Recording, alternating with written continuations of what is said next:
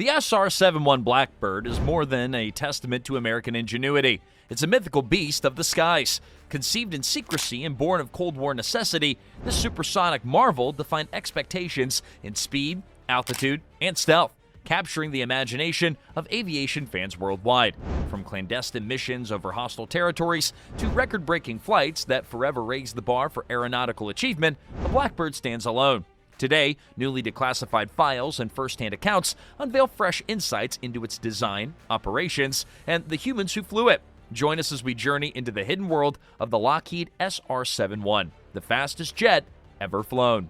Much of the SR-71 Blackbird's mystique stems from the era that demanded its creation. The world of the 1950s and 60s was on edge, locked in a tense standoff between superpowers.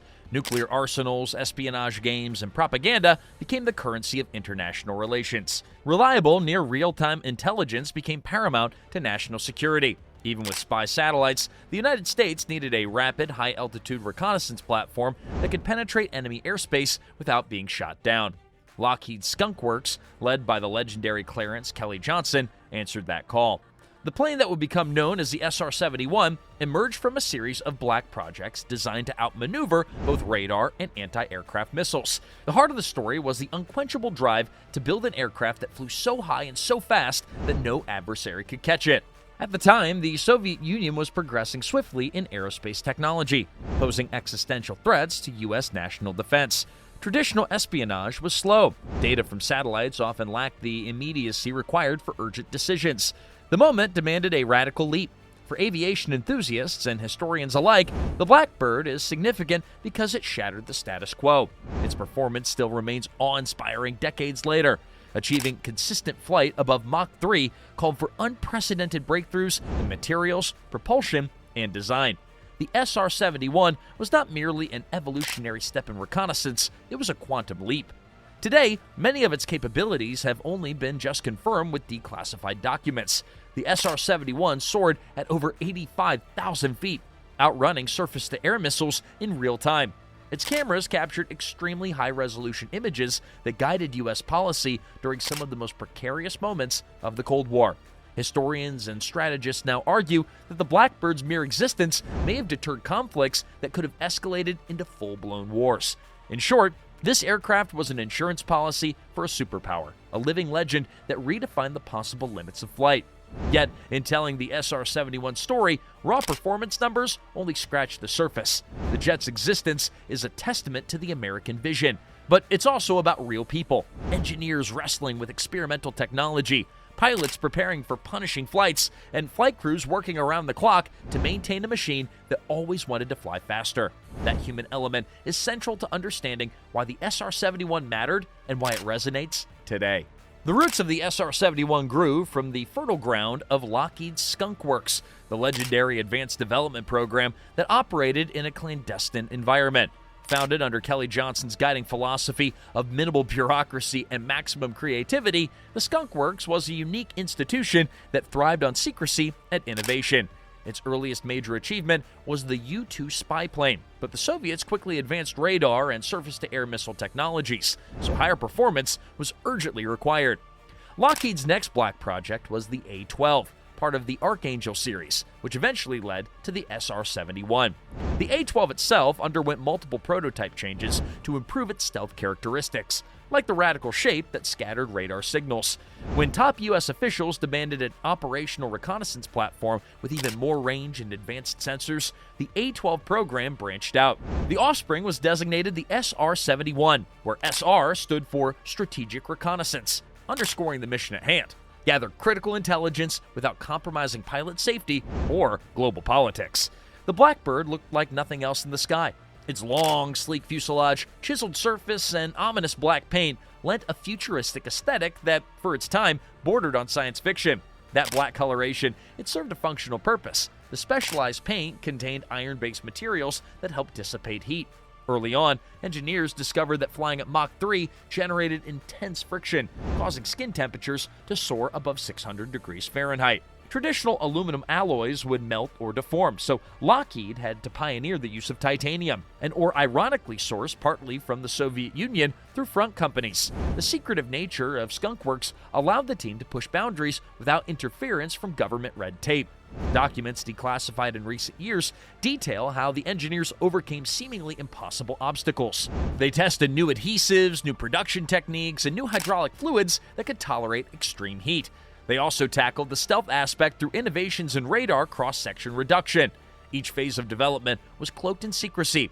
Even within Lockheed, only a few select workers knew the full scope of the Blackbird's mission and design. The scale of ambition at Skunk Works was extraordinary. Design a jet that could cruise at speeds beyond Mach 3 for extended periods, high enough to avoid interception and remain elusive to radar. That pressure cooker environment spawned an engineering culture that was obsessed with results and meeting tight deadlines. Mistakes had real consequences, both financially and operationally. The team improvised, gambled, and worked miracles. In the words of one Skunk Works engineer, quote, "If we couldn't figure something out in a day, Kelly would challenge us to fix it overnight." When President Lyndon B. Johnson officially unveiled the SR-71 in 1964, the news stunned the world. Analysts scrambled to grasp how an aircraft of such capabilities could even exist, given the technology of the era. Within Skunk Works, the feeling was a mixture of relief and pride. The creation they had nurtured in the shadows was finally out in the open, and the race to operational status was on. Few aircraft in history have demanded such a radical leap in aeronautical engineering as the SR-71. Everything about its design was in service of going faster and higher than any other jet. Its fuselage was elevated for aerodynamic efficiency, while the chines, those sharp edges around the nose and wings, helped reduce the radar signature and improved lift at high speeds. The entire shape was carefully sculpted to minimize drag and control airflow, allowing stable flight at over 3 times the speed of sound. But designing for Mach 3 flight introduced challenges that were never before encountered in conventional aviation. The friction with the atmosphere caused the Blackbird's skin to heat up so much that it literally expanded in flight. Engineers accounted for thermal expansion by leaving small gaps in the titanium panels on the ground. This led to the famous phenomenon of the Blackbird leaking fuel while parked. Only once the SR-71 reached operating speed and altitude would the heat cause the metal to expand, sealing the gaps. The extensive use of titanium was revolutionary. Aluminum simply wasn't an option, given the searing temperatures generated at Mach 3. Titanium is notoriously difficult to work with, requiring specialized tooling and fabrication processes. The CIA set up shell companies and used foreign intermediaries to buy the necessary titanium from the USSR. Newly available documents confirm that the Soviets often had no clue that they were selling the raw material that would be used against them in espionage flights. Powering the Blackbird were 2 Pratt & Whitney J58 turbojet engines, which truly made the SR-71 a hybrid propulsion system. Each J58 effectively transformed from a typical turbojet at lower speeds into a ramjet at high velocities, offering continuous afterburning thrust. The J58 was designed to run at extremely high temperatures, and to manage airflow, engineers developed an ingenious system of variable inlets. The distinctive conical spikes at the front of each engine would move fore and aft to optimize airflow, preventing compressor stalls and maintaining stable thrust at Mach 3.2 or more. Now, fuel also presented unique challenges. Standard jet fuels would vaporize or break down under the Blackbird's punishing operating conditions. Special JP7 fuel was formulated with a very high flash point to endure the intense heat. Even ignition required a chemical called TEB, which spontaneously combusts when exposed to air. Now, every time a pilot lit the afterburner, TEB injected a bright green flash as the engine roared to life.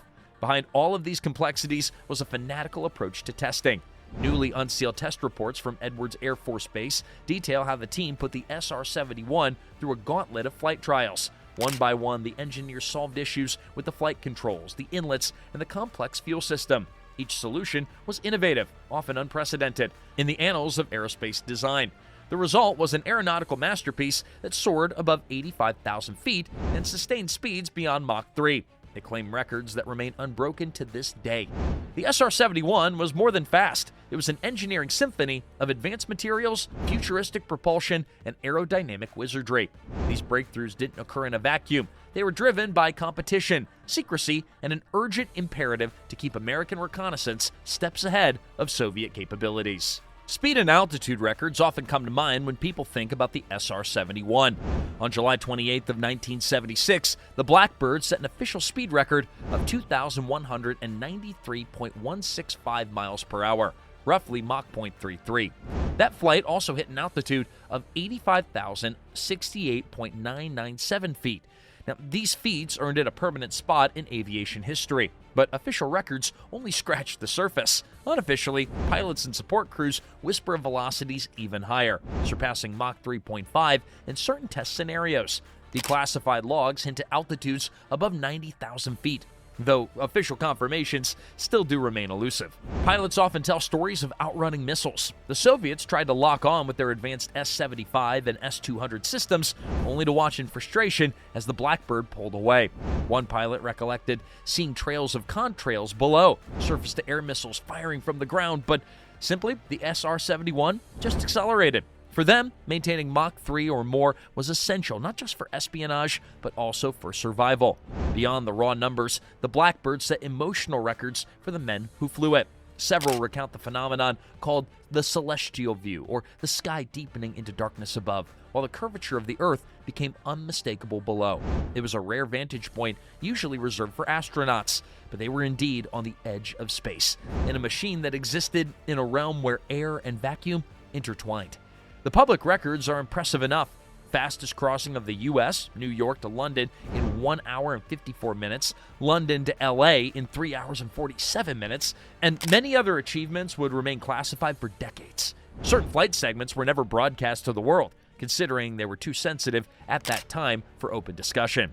Yet, as documents became declassified, we're learning about flights that scoured the Middle East, Southeast Asia, and Eastern Europe for vital intelligence. The fact that the SR-71 collected data so quickly and precisely allowed U.S. officials to make timely decisions in crises ranging from the Vietnam War to the Yom Kippur War. What's especially captivating is the off-book aspect. While official speedruns captured headlines, stealth missions deep inside adversarial airspace tell a more dramatic story. SR-71 crews were directed to gather intelligence on newly deployed Soviet missile defenses, naval formations, and even nuclear test sites. In some cases, the Blackbird carried sophisticated sensors capable of intercepting electronic communications and radar signals, giving the intelligence community insights into enemy operations that cannot be gleaned by satellites alone. For the pilots, the adrenaline came not just from the sheer velocity, but from knowing that each mission had global implications. In the cockpit, they were balancing fuel management, engine temperatures, and the ever-present risk of mechanical failure at extreme altitudes. One slip-up could lead to a catastrophic breakup of the airframe, leaving little chance of survival. Every mission was a dance on the razor's edge, each flight a demonstration of trust in the design, the crew, and the machine. The Cold War shaped the SR-71's operational life. From the Cuban Missile Crisis to the disintegration of the Soviet Union, the Blackbird was an unsung sentinel. Newly declassified mission files shed light on how deeply the SR-71 was woven into America's geopolitical strategies. Intelligence gathered by the Blackbird guided decisions in the White House Situation Room and gave policymakers an unfiltered look at what was happening behind the Iron Curtain and beyond. One of the lesser-known chapters involves SR-71 overflights near the Chinese border during the Vietnam War.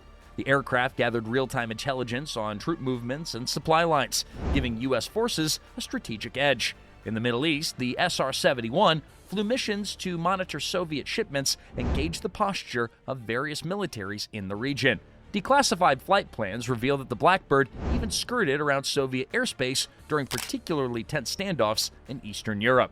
Each sortie had to be meticulously planned. Ground crews worked around the clock to ensure the aircraft was mission-ready. Specialized tanker aircraft provided mid-air refueling, sometimes multiple times per flight. These intricate operations required dedicated tanker corridors and navigation procedures to bring the SR-71 up to its cruising altitude and speed. The slightest misstep could compromise the entire mission, risking an international incident or worse. Compared to satellites, which followed predictable orbits, the SR-71 gave military planners a flexible tool. Commanders could redirect the Blackbird mid-flight to respond to emerging intelligence needs. If a crisis erupted suddenly, an SR-71 could be airborne and capturing critical data within hours, as opposed to waiting for a satellite to align its orbit days later. The psychological impact on adversaries couldn't be overstated. The knowledge that the U.S. could photograph their installations and detect troop buildups in near real time was a potent deterrent. Despite the advanced radar-evading design, the SR-71 was not invisible.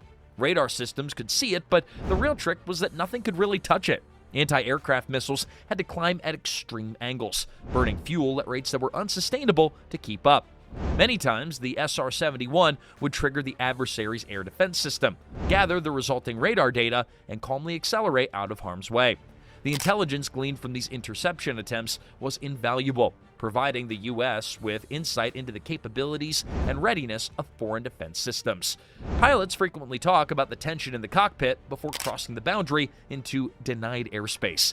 Hands grip the controls a little tighter, eyes scan the gauges, and voices on the radio, they carried a slight tremor of anticipation. They knew that once inside hostile territory, there's no turning back. If mechanical failure struck at Mach 3 over enemy lines, survival was slim. Yet, they pressed on, motivated by the sense of duty and the adrenaline rush of pushing an engineering marvel to its absolute limits. So when you climb into an SR-71, you don't merely just take a seat, you strap yourself into a specialized pressure suit, akin to what astronauts wear. Pilots and reconnaissance system officers, or RSOs, recall the claustrophobia of helmets locked into place, the constant hiss of oxygen, and the methodical pre-flight checks that sometimes lasted hours. This was not a normal plane, and these were not normal flights. In interviews compiled after the aircraft's retirement, pilots talk about a sense of calm that would descend in the cockpit. The SR-71 demanded so much focus that there was little room for nerves once airborne. High above the Earth, they often used astronavigation systems to stay on course, literally reading the stars to confirm their positions. Even in the era of advanced inertial navigation, the Blackbird's speed and altitude required a unique approach to guidance. One of the most telling insights is how the pilots felt about the mission's geopolitical weight. They understood that every image captured by their cameras could reshape policy or even prevent war. Flying was never routine. A small malfunction at 80,000 plus feet could escalate into a life-threatening emergency. Some pilots recall practicing ejection procedures ad nauseum, mentally rehearsing every step. Ejecting at Mach 3 was theoretically survivable, but the margin was razor thin. Then there were the more human moments, the radio chatter with tanker crews during refueling, or the glimpses of the sunrise over the curvature of the Earth. Pilots describe it as a spiritual experience, an almost out-of-body awareness of how fragile life is and how vast the planet can seem. One pilot recounted flying so high that he could see a band of darkness above him, a hint of space. When they descended to land, the everyday world felt jarringly small and slow. Conversations with pilots often reveal an undercurrent of pride blended with humility. They recognized that they were custodians of something extraordinary. They also knew the ground crews, mission planners, and intelligence analysts were the invisible backbone, ensuring every flight succeeded. The sense of camaraderie among SR-71 personnel was legendary. In many ways, they formed a family bound by secrecy and mutual respect for the formidable machine they operated. Among the newly declassified interviews is a particularly striking account of a pilot who, during a routine training flight, encountered an unexpected mechanical issue.